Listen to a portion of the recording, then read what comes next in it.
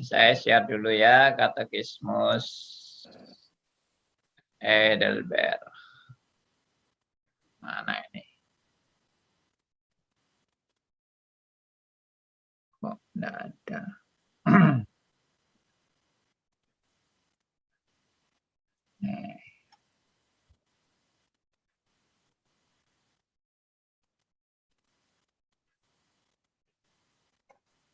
Ya. Sekarang kita membahas 53 sudah tuntas ya. Kita udah berulang-ulang mengulang 53. Sekarang 54. Tolong bisa dibacakan. Ada rekan mau bacakan yang nomor 54 ini. Silakan, ada yang mau bacakan.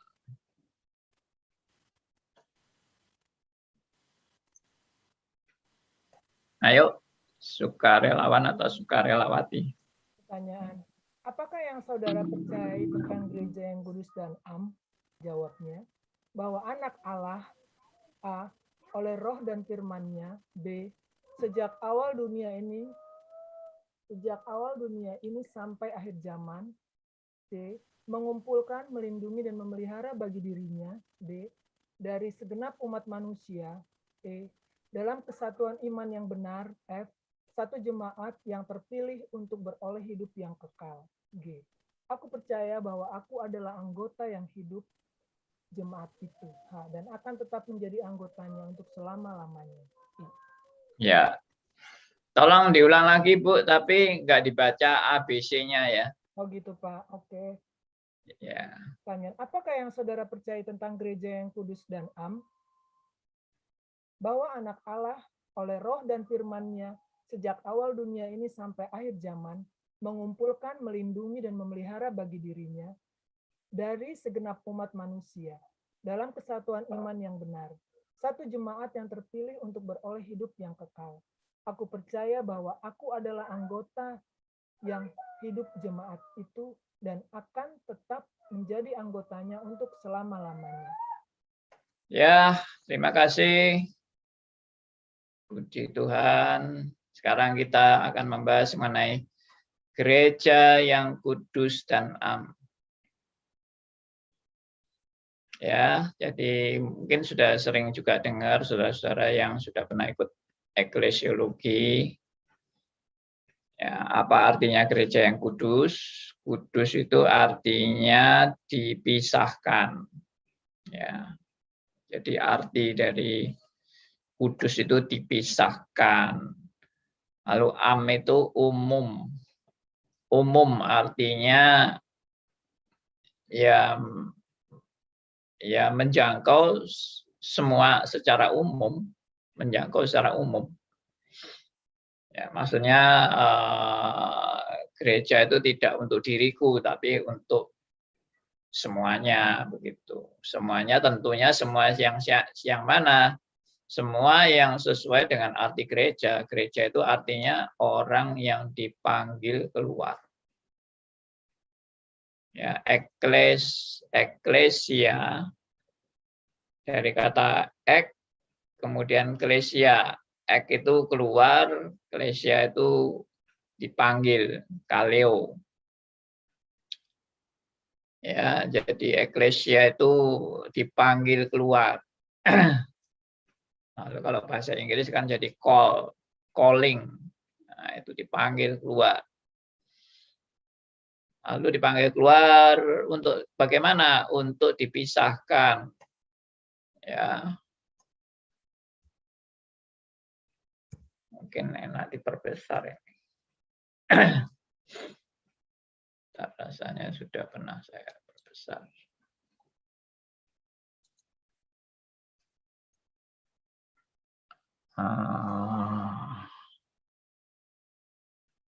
Mana ini?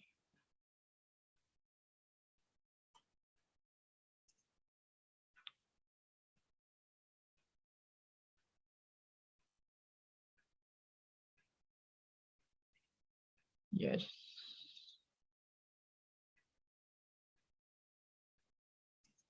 Oke, saya Saya ganti tampilan. Ya. Nah, ini.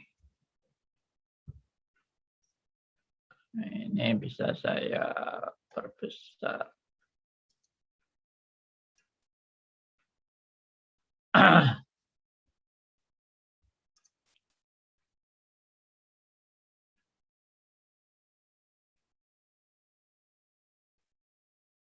Yes.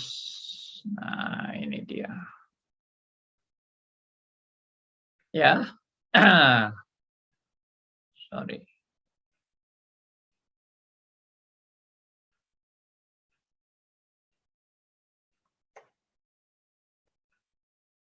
Bentar ini kok jadi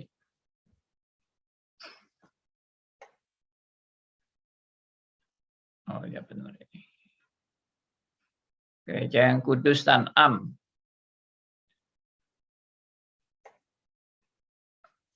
Ya, jadi gereja itu artinya dipanggil keluar ya. Saya harap ini lebih jelas ini, hurufnya lebih besar. Gereja yang kudus dan am. Arti gereja adalah dipanggil keluar, yang kudus tadi dipisahkan, dan am itu secara umum. Jadi sebetulnya ya di apa? Ini maksudnya gereja yang tidak kelihatan ya, perhatikan ya. Jadi yang dimaksud gereja di sini juga bukan gereja yang kelihatan gedungnya, gereja yang ada organisasinya. Oh, ini gereja Bethel Indonesia. Oh, ini gereja Reform Injil Indonesia. Oh, ini gereja GKT, Gereja Kristus Tuhan. Ini gereja GKA. Ini gereja Gemim, Gemit. Ya, GKJW, GKJ dan sebagainya. Bukan. Yang dimaksud gereja di sini adalah gereja yang tidak kelihatan. Yaitu ya yang adalah orang-orang yang dipanggil keluar. Dipanggil keluar maksudnya apa? Dipisahkan dari dunia. Ya, nah ini poin-poin penting ini bagi doktrin gereja ya. Dipanggil keluar, dipisahkan dari dunia, dan untuk dilatih. Dilatih apa? Dilatih dan diperlengkapi sebagai anak-anak Tuhan untuk bertumbuh dan untuk diutus kembali ke dunia untuk memenuhi panggilan Tuhan, panggilan surgawi, yaitu memberitakan kabar baik, memberitakan Injil, menjalankan mandat Injil dan mandat budaya. Itu maksudnya diutus kembali. Ya, dan gereja itu menyangkut baik orang Yahudi, baik non-Yahudi, semuanya. Makanya disebut am. Am itu ya bukan hanya untuk orang Yahudi aja dan bukan hanya untuk gereja tertentu dengan aliran tertentu saja, tapi semua ya, semua orang yang tentunya dipanggil keluar itu. Oke, sudah jelas ya gereja yang kudus dan am. Lalu apa yang berkaitan dengan gereja yang kudus dan am ini? Dikatakan bahwa anak Allah oleh roh dan firman-Nya sejak awal dunia sampai akhir zaman mengumpulkan dan melindungi dan memelihara bagi dirinya dari segenap umat manusia dalam kesatuan iman yang benar, satu jemaat yang terpilih untuk beroleh hidup yang kekal. Ya. Jadi bagaimana Tuhan memelihara gereja bagi dirinya? Ini unik ya. Jadi Tuhan tidak memelihara gereja bagi diri gereja itu sendiri. Gereja itu dipeliharanya bagi dirinya. Nah, ini coba ini poin ini coba diperhatikan. memelihara bagi dirinya. Ya, sebetulnya gerejanya itu juga dirinya sendiri. Ya kan, gerejanya itu kan tubuhnya.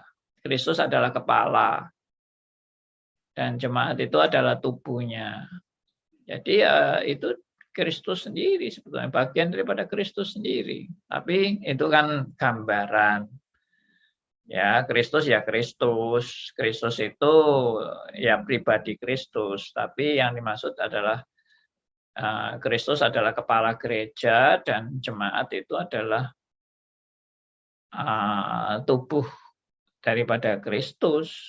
Ya, tubuh jemaat itu adalah tubuhnya, tubuh daripada Kristus. Nah, tentunya tubuhnya itu pasti dipeliharanya kan. Tidak mungkin orang tidak memelihara tubuhnya, tidak melindungi ya. Nah, di sini dikatakan mengumpulkan, melindungi, memelihara karena apa? Karena banyak orang-orang yang pilihan yang masih tercecer kemana-mana.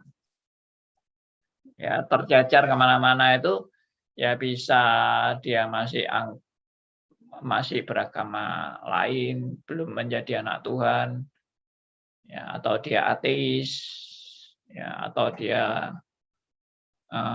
orang yang hanya sibuk cari uang, atau dia berada di bidat, aliran-aliran bidat dan sebagainya. Nah, itu kan bisa terjadi dan itu dikumpulkan. Ya, makanya sebetulnya mengabarkan Injil itu mengumpulkan orang-orang yang menjadi pilihan Allah, yang sudah ditetapkan menjadi pilihan Allah. Jadi pekabaran Injil itu bukan orang yang tiba-tiba menjadi percaya lalu Tuhan baru memilih dia. Salah. Ya. Jadi konsepnya bukan karena orang itu kemudian menerima Yesus baru Tuhan memilih dia. Itu tidak benar. Yang benar adalah Tuhan pilih kita sebelum dunia dijadikan. Dan penggenapannya adalah waktu orang pilihan ini datang lahir di dunia dan mungkin dia masih in the course di tempat-tempat lain. Nah, itu yang dikumpulkan. Tapi siapakah mereka? Nah, itu yang kita nggak tahu. Kalau kita tahu semua, ya tentunya kita hanya milih-milih orang tertentu aja kan yang kita tahu. Pasti ini orang pilihan nih. Misalnya orang pilihan itu ada tandanya. Misalnya kepalanya bersinar atau rambutnya berdiri-berdiri atau bagaimana gitu. Nah, itu yang kita pilih untuk diinjili dan langsung mau gitu ya. Tapi masalahnya kita nggak tahu. Dan Tuhan ingin kita mengabarkan Injil bukan hanya kepada orang-orang pilihan, tapi kepada semua orang. Itu juga mau menunjukkan tentang keadilan Allah. Artinya orang yang sudah diberi kesempatan mendengar Injil pun dia masih terus berkeras hati. Ya, karena memang tanpa anugerah Tuhan ya semua orang pasti berkeras hati. Nah, itu mengumpulkan ya, setelah dikumpulkan dilindungi, setelah dilindungi dipelihara, setelah dipelihara ya sampai terus bertumbuh ya kan, bertumbuh menjadi dalam kesatuan iman yang benar ya. Nah, makanya sebetulnya stris ini tujuannya juga untuk mengajak saudara belajar mempunyai kesatuan iman yang benar. Jangan iman itu jadi liar dan iman itu mau kemana saja terserah, ya mau percaya apa saja juga terserah, nggak bisa itu. Iman itu harus dibimbing, ya dipelihara, dilindungi, karena banyak ajaran-ajaran sesat kan. Nah, kita sudah juga belajar bidat sebagian. Wah, bidat itu sudah selalu merongrong dan selalu ingin merusak jemaat. Ya. Kemudian menjadi satu jemaat yang terpilih untuk beroleh hidup yang kekal. Nah, jadi ya memang sudah disediakan hidup yang kekal itu. Itu bukan apa ya, tiba-tiba Tuhan menyediakan seperti tidak, itu sudah disediakan sebelum dunia dijadikan dan sudah ditetapkan orang-orangnya, hanya kita nggak tahu. Ya, apa gunanya sih kita memberitakan Injil kepada orang bukan pilihan misalnya?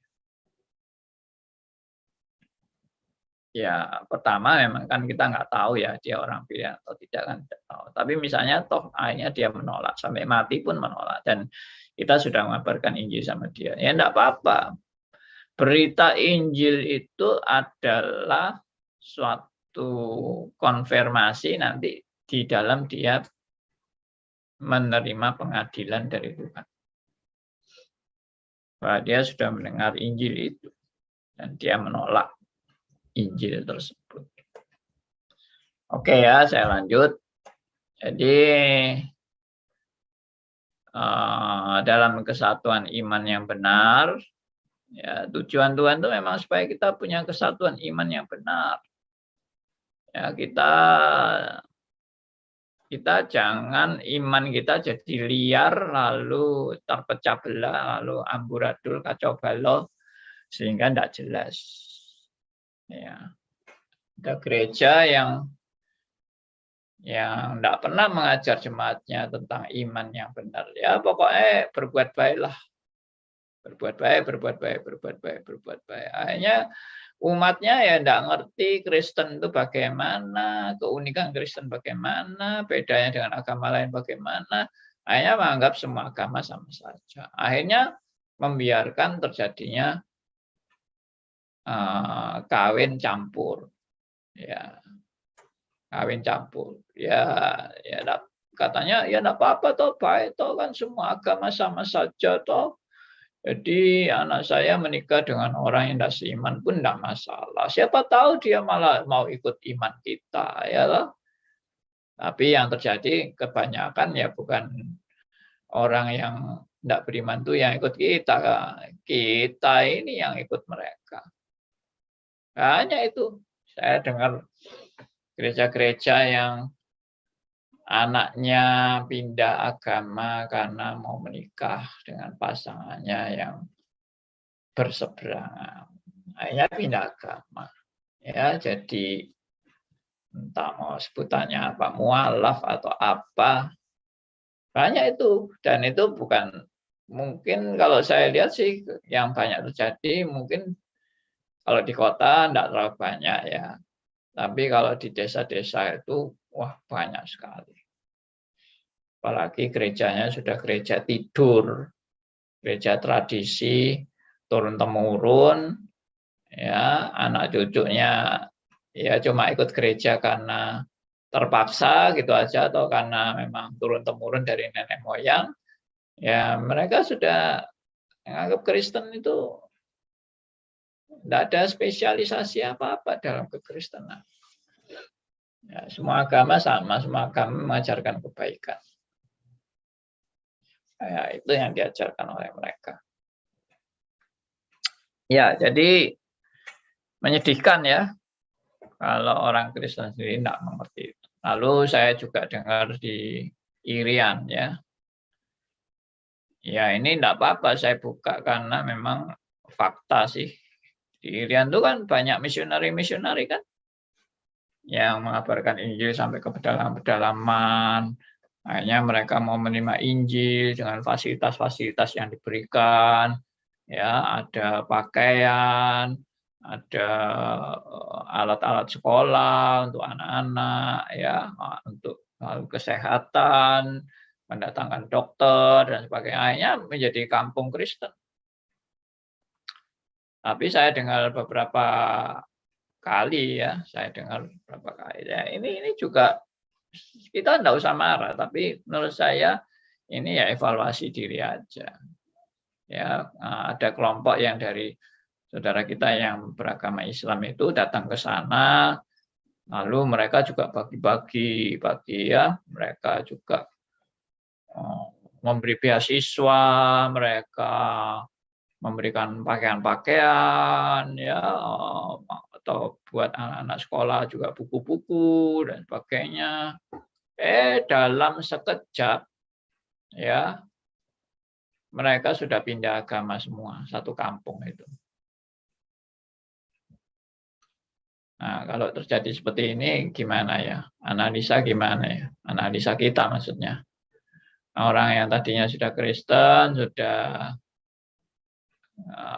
sudah mapan sebagai orang Kristen, tapi kemudian datang tawaran yang lebih menggiurkan dan lebih menjamin masa depan gitu.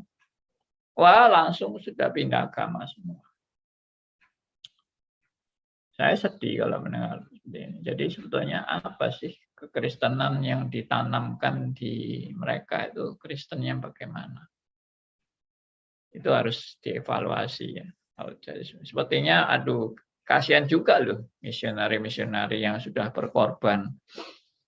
Maksudnya sudah merelakan hidup mereka sampai ke pedalaman seperti itu. Lalu tahu-tahu pindah agama semua. Aduh, apa enggak nangis itu? Ya. Pak Andi. Oke, Pak Sugianto, silakan. Yang ya memang itu terutama kesalahan juga dari gereja-gereja kita, Pak. Gereja-gereja kita terpusat di kota-kota besar. Yeah. Dan penginjilan coba kalau dilihat kayak di Kelapa Gading itu mungkin 200 gereja tuh, Pak. Itu sumber uang tuh, Pak, di Kelapa Gading, di Pluit. Dan tapi yang saya dengar juga di Papua itu memang penghijauan sangat kencang, Pak. Iya. Beberapa bantuan dana dan lain sebagainya seperti itu. Nah, itu memang tugas-tugas misalnya sinode-sinode gereja kita yang harus memperkuat diri, Pak. Orangnya ya memang susah. Misalnya dulu makan singkong dikasih stick, ya lupa, Pak. Iya. Itu, Pak. Ya, benar. Yang Pak Sugianto tadi bilang, yaitu evaluasi untuk gereja kita sendiri yang kebanyakan konsentrasinya cuma di kota-kota besar. Sedangkan di kota-kota kecil jarang ada yang peduli. Apalagi di pedalaman, ya tambah parah. Dan ya itu ya puji Tuhan lah. Saya kemarin cerita di kelas doktrin Alkitab itu ada beberapa anak NTT yang biasanya tidak punya beasiswa untuk sekolah lanjut.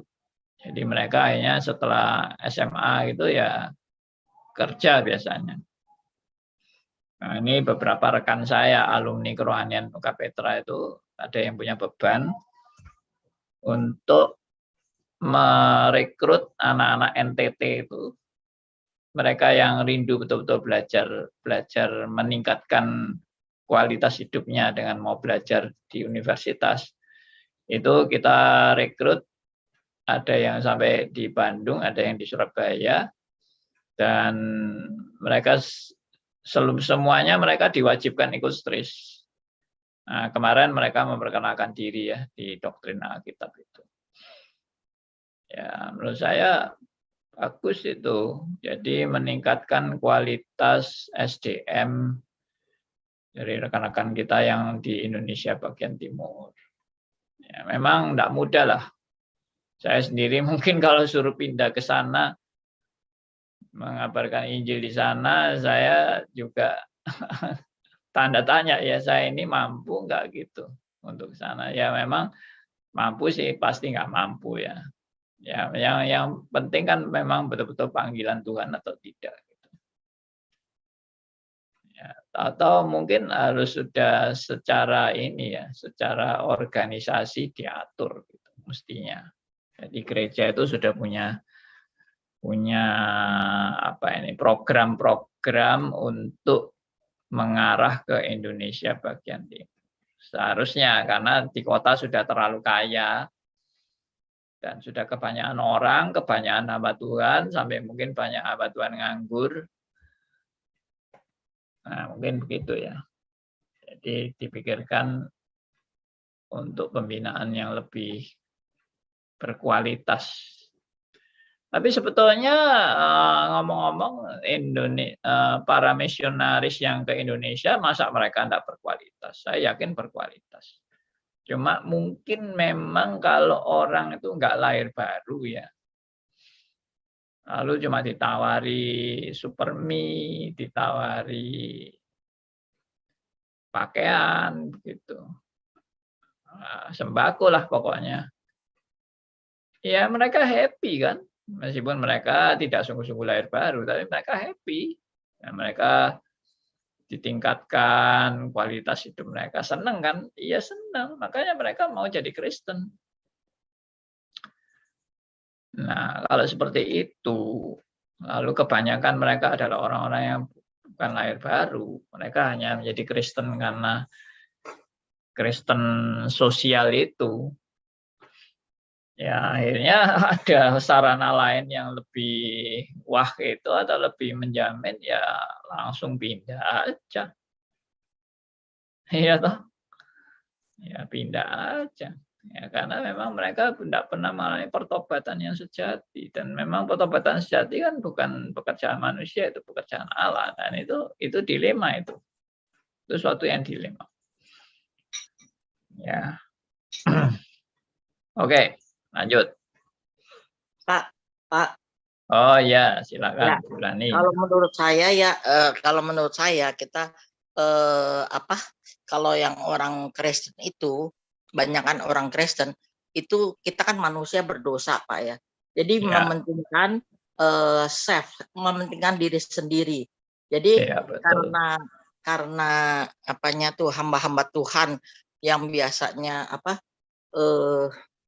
kalau khotbahnya itu ya kayak kita percaya Kristus jadi kaya, percaya Kristus jadi sembuh, jadi kemakmuran gitu ya. Kebanyakan kalau orang nggak begitu kan dia nggak ditarik, nggak mau gitu ya.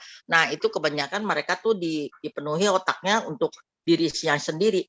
Dia nggak memikirkan dia nggak memikirkan gimana waktu zaman dulu Martin Luther atau yang pokoknya seperti kayak proklamator gitu ya, yang berjuang keras yang dulu ya segala apa, dia nggak memikirkan Tuhan Yesus itu sampai menderita gitu ya, disalib untuk apa? Untuk kita. Nah kita kan pengikut dia, jadi kita berjuang gitu untuk mengorbankan diri kita untuk membahagiakan orang atau menyelamatkan orang. Itu belum sampai ke situ pengajarannya gitu, maksudnya berjuang dan kita mengingat yang dulu-dulu kayak Tuhan Yesus, nabi-nabi, segala apa, itu kurang jadinya. Jadi mereka maunya, oh aku udah di spot, lebih bahagia, yang spot banyak, yaitu yang baik, katanya. Dia nggak memikirkan untuk perjuangan hidup kita untuk orang lain juga, untuk berjuang gitu. Kalau saya sih lihat begitu. Jadi gimana ya, mau senang gitu. Kita kan orang berdosa, Pak. Termasuk saya gitu ya, maunya orang yang nyenengin kita gitu ya, maunya kita di support, jadi bukannya melayani tapi dilayanin. Jadi saya tempe, mental tempe.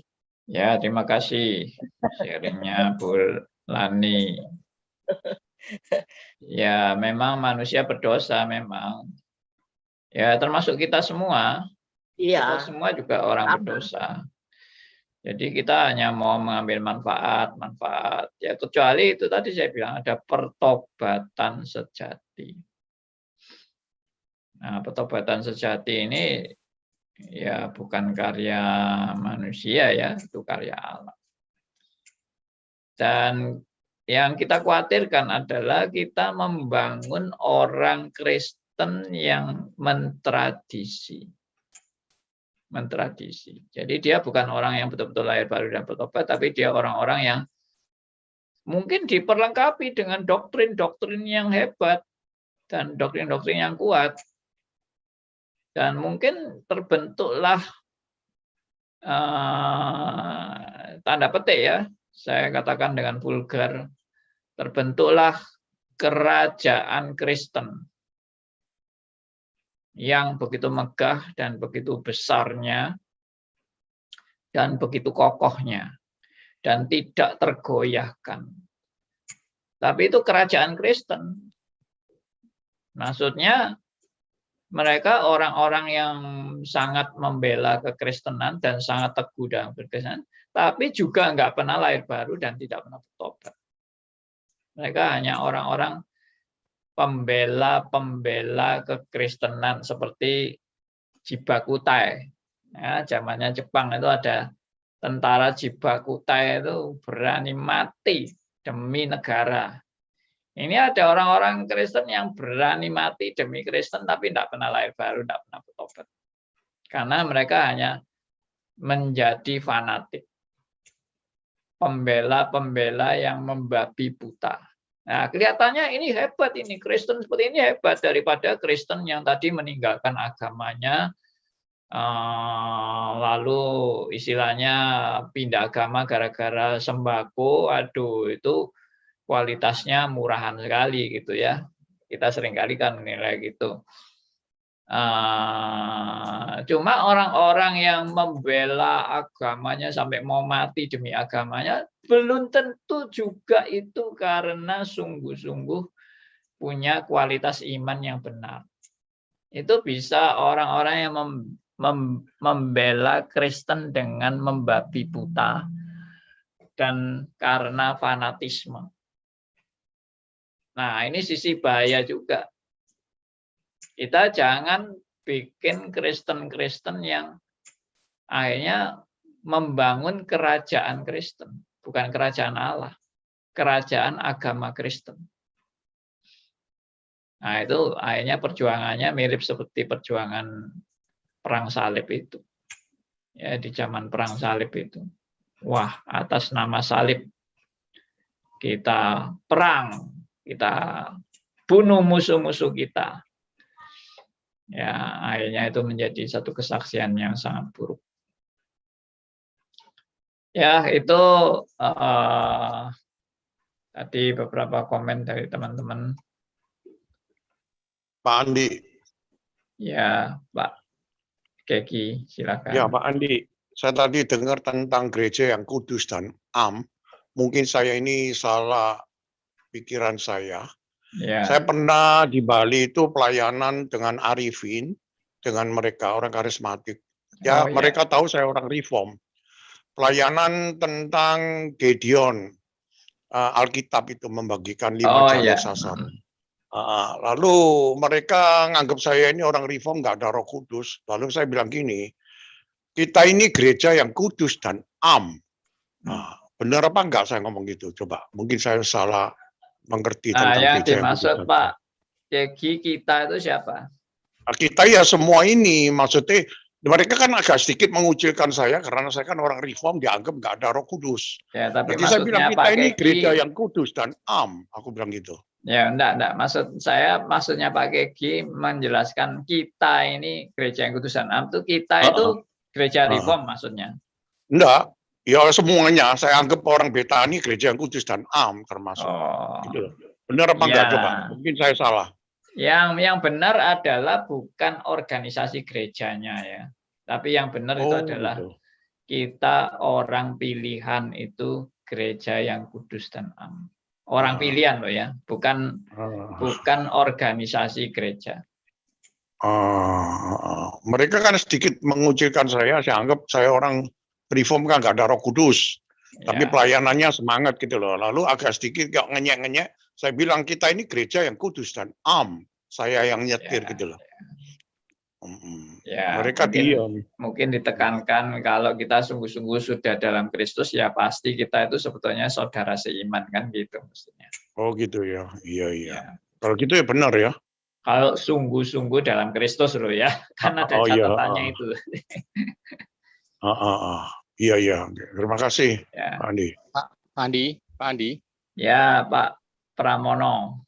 Tadi itu waktu di NTT Kristen, terus akhirnya satu kampung balik semua jadi Islam.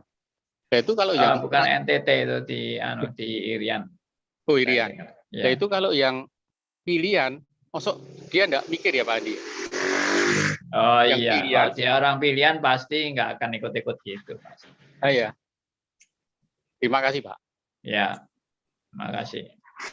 Jadi makanya tadi saya bilang kan, yang mereka bangun itu kemungkinan bukan kerajaan Allah, tapi kerajaan Kristen.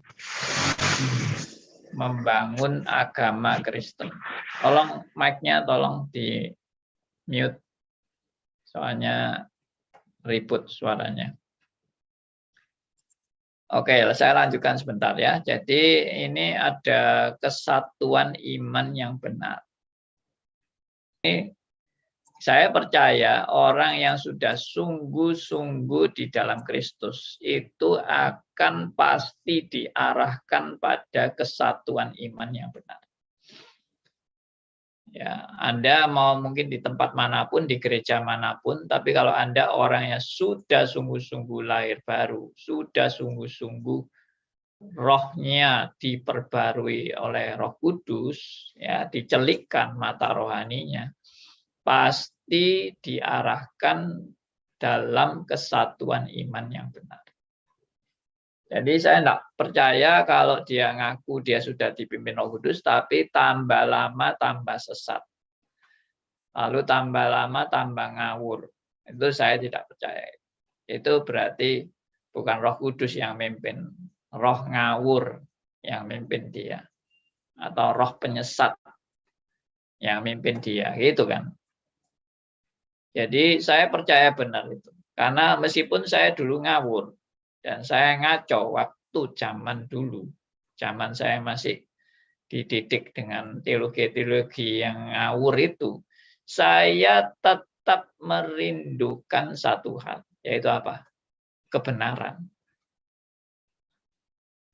Kebenaran yang sejati loh ya. Bukan kebenaran yang menurut yang cocok dengan logika kuno. Saya komitmennya kebenaran itu meskipun tidak cocok sama logikaku. Kalau itu sungguh kebenaran, saya mau taat. Makanya saya kan pernah ceritakan, saya pernah mau pindah Islam. Kalau memang betul-betul ya agama Islam adalah kebenaran yang datang dari Allah, saya akan pindah agama. Kalau itu benar.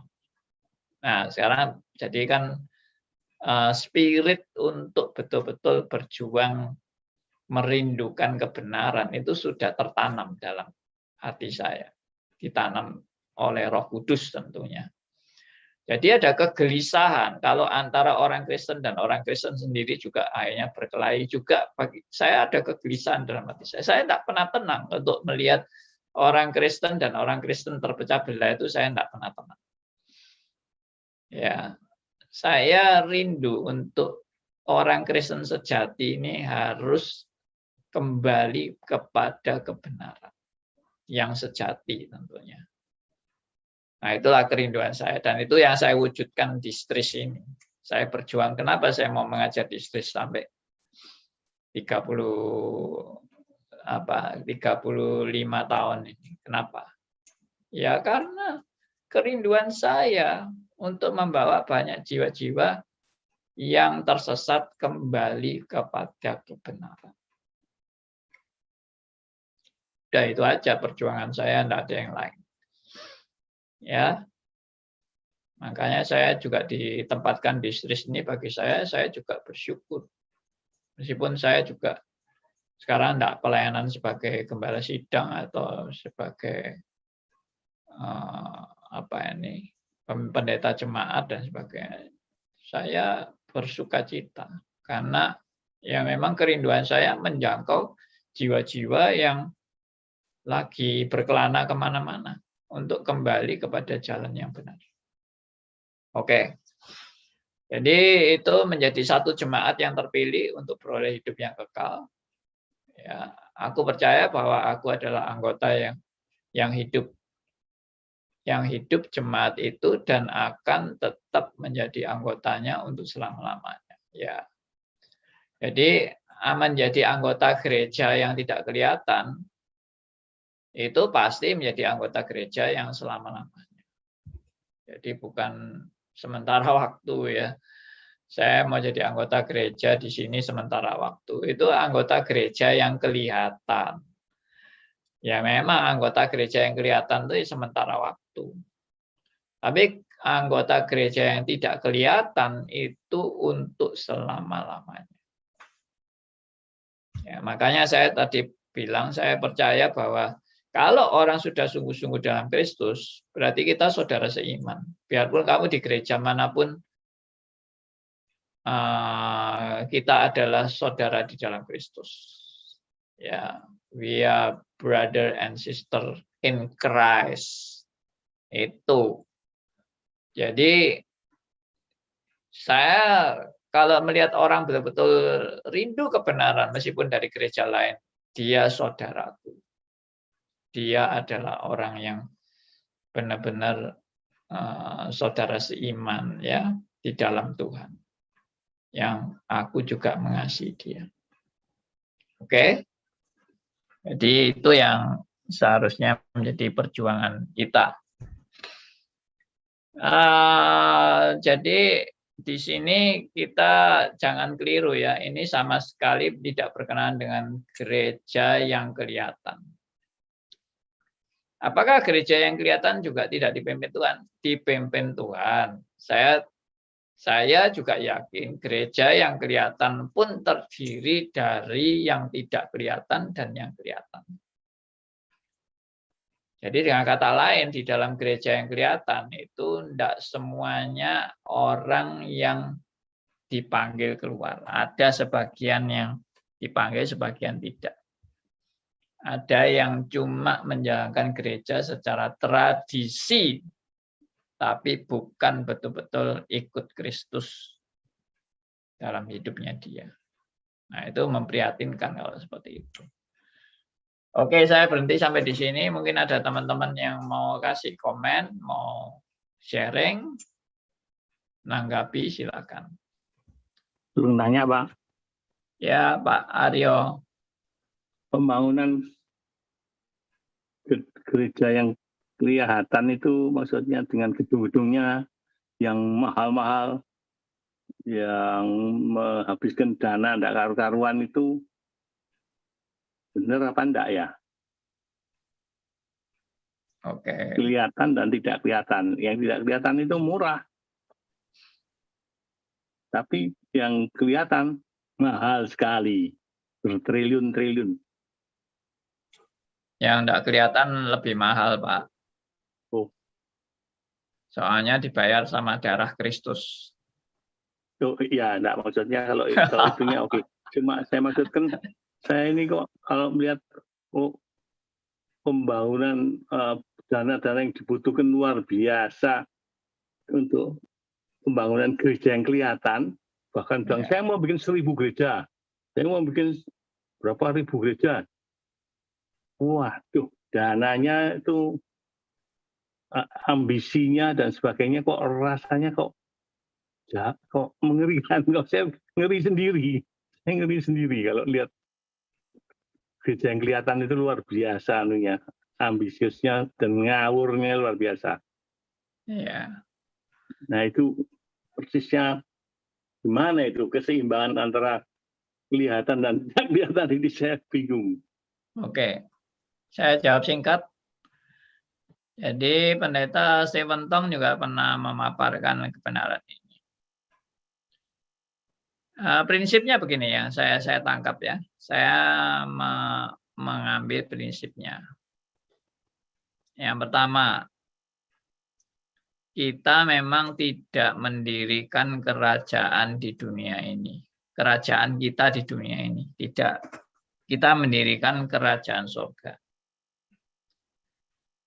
Jadi spirit orang membangun gereja itu spiritnya apa dulu? Saya mau tanya, spiritnya apa dulu? Kalau dia spiritnya adalah membangun gereja yang kelihatan dan itu menjadi semacam apa itu namanya, Monumen. kebanggaan dari karyanya selama dia hidup yang nanti bisa dikenang orang sepanjang zaman. Nah, saya khawatir itu malah perjuangannya adalah bukan perjuangan untuk kerajaan Allah, tapi perjuangan untuk kerajaannya dia sendiri. Terus Nah, berkembang itu kemandat yang- budaya. Ya, itu Kemandat yang budaya harus yang mahal, Pak. itu yang harus diperhatikan. Jadi motivasinya mau mendirikan kerajaan Allah atau kerajaan saya sendiri. Yang kedua, biaya yang mahal. Nah, menurut saya biaya yang mahal itu memang bisa plus, bisa negatif. Ya, bisa positif, bisa negatif. Artinya, untuk pekerjaan Tuhan kita tidak boleh sayang uang. Ya, betul-betul kalau untuk pekerjaan Tuhan saya tidak boleh sayang uang. Artinya untuk pekerjaan Tuhan saya siap untuk keluar uang gitu loh. Siap untuk berkorban. Kalau itu pekerjaan Tuhan. Kalau contohnya seperti misalnya pembangunan fisik. Kalau bait Allah misalnya. Nah, kenapa bait Allah harus dibikin besar? Di Perjanjian Lama kan juga ada bait Allah. Dan harus besar, harus megah. Ya itu simbol sih. Itu kan cuma simbol. Bait Allah itu. Simbol daripada kehadiran Tuhan di tengah-tengah umatnya. Simbol penyertaan dan janji Tuhan bagi umatnya. Sehingga gedung itu menjadi simbol. Tapi itu bukan benar-benar Allah hadir di situ. Ya nggak cukup dong Allah hadir di situ. Allah itu kan tak terbatas. Bagaimana Allah yang tak terbatas bisa masuk di gedung yang sekecil itu? Ya tetap bagi Allah terlalu kecil. Tapi paling tidak kedahsyatan daripada misalnya karya-karya anak Tuhan yang mungkin menghasilkan juga bukan menghasilkan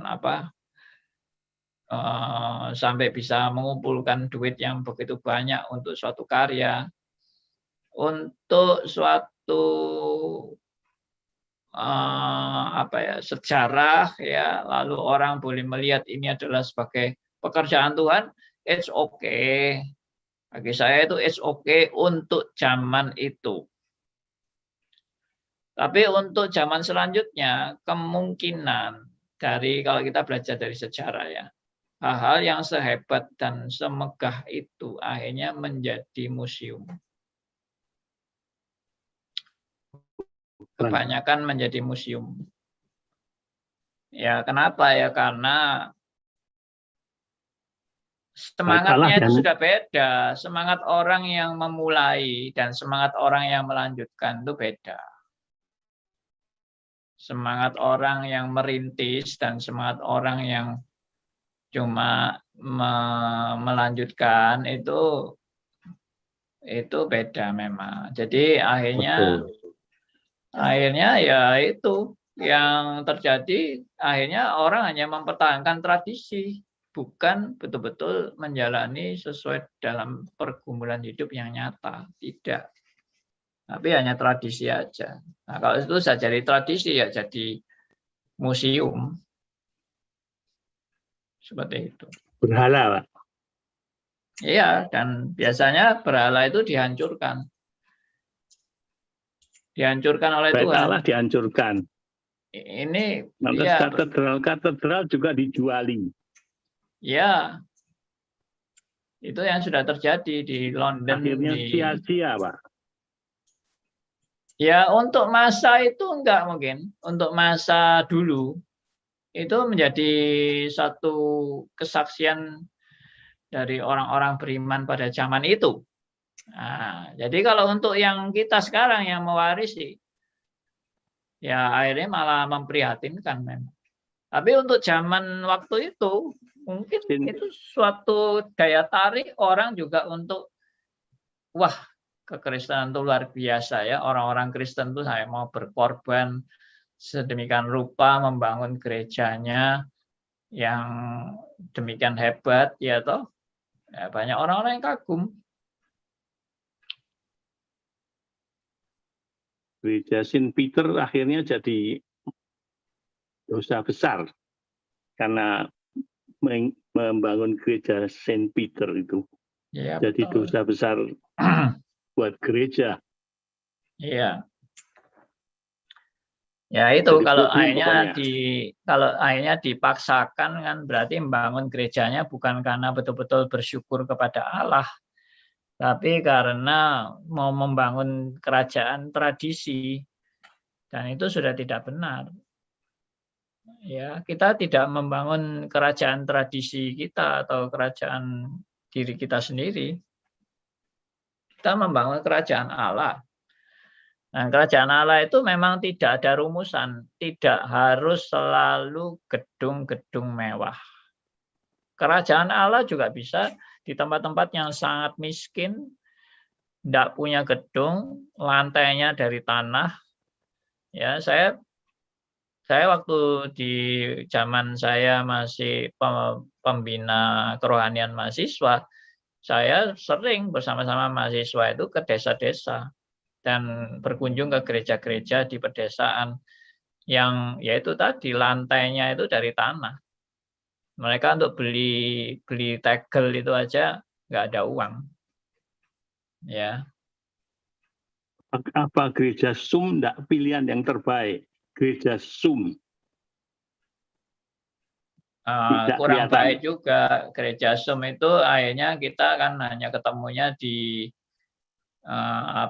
dunia maya ya, kita tidak pernah betul-betul bertemu dalam secara fisik begitu. Bersaksi gitu. Iya. Nanti kekurangannya diatasi, Pak. Kekurangannya pertemuan itu bisa diatasi.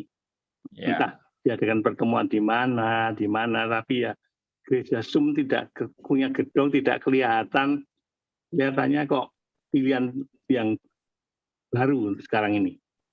Bisa juga new era. Mereka kan? bisa menjangkau 500.000 jiwa, Pak. Mereka ya, anak-anak muda itu bisa mencapai 500.000 jiwa, 2 juta jiwa bila perlu, tidak terbatas tanpa gedung. Iya. Tapi murah saya tetap pikir ya, sebetulnya gereja itu tidak harus besar.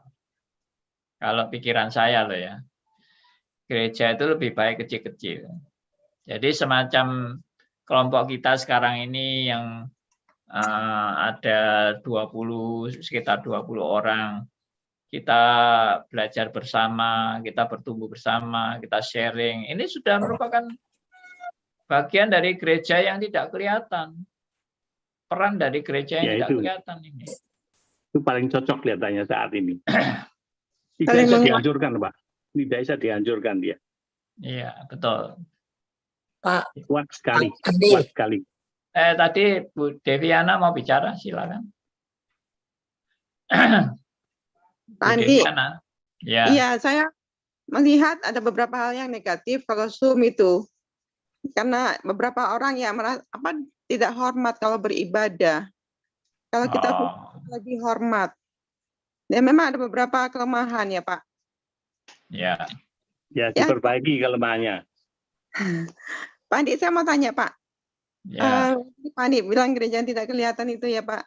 Ada teman saya barusan ini tiba-tiba pindah agama. Padahal dia sudah jadi orang Kristen yang lama, Pak. Bahkan gereja di reform. Kami semua sampai kaget. Waduh. Asalnya dia itu selingkuh dengan orang Muslim. Padahal keluarganya baik-baik, cuma dia terpisah dengan suaminya. Suaminya di Semarang. Karena bekerja, akhirnya berpisah lama. Tapi dia udah punya anak 1.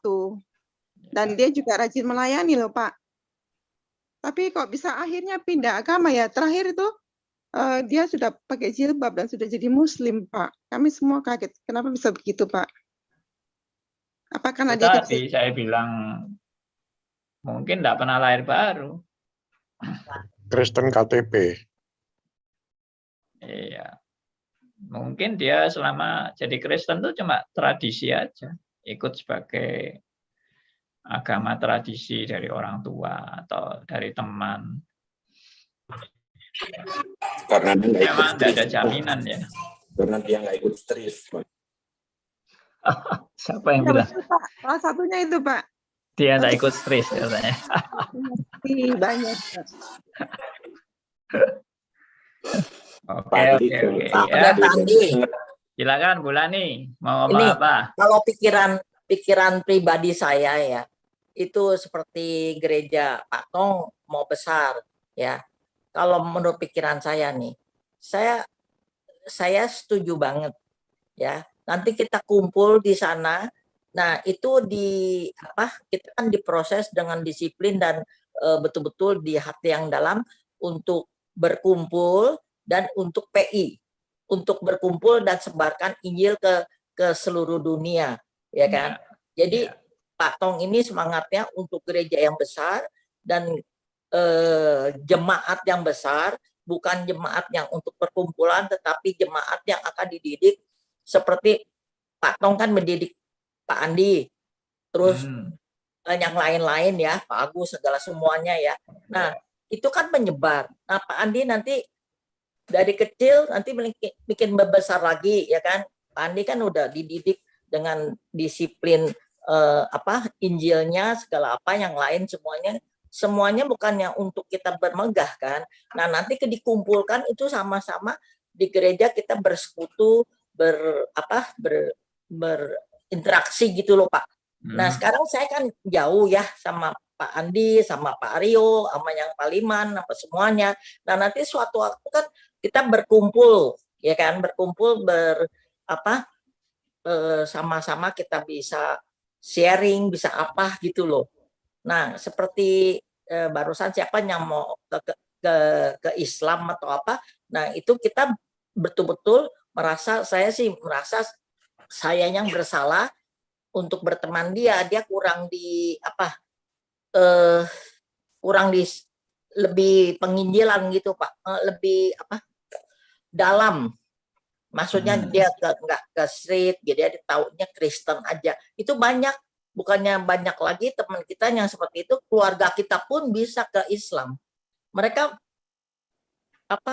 tuh aktif, aktifnya bukan aktif itu, aktif untuk biasa-biasa ya pelayanan tapi nggak ngerti itu Tuhan Yesus itu dengan mendalam gitu, belum bertobat benar, baru fenomena gitu. Ya, oke.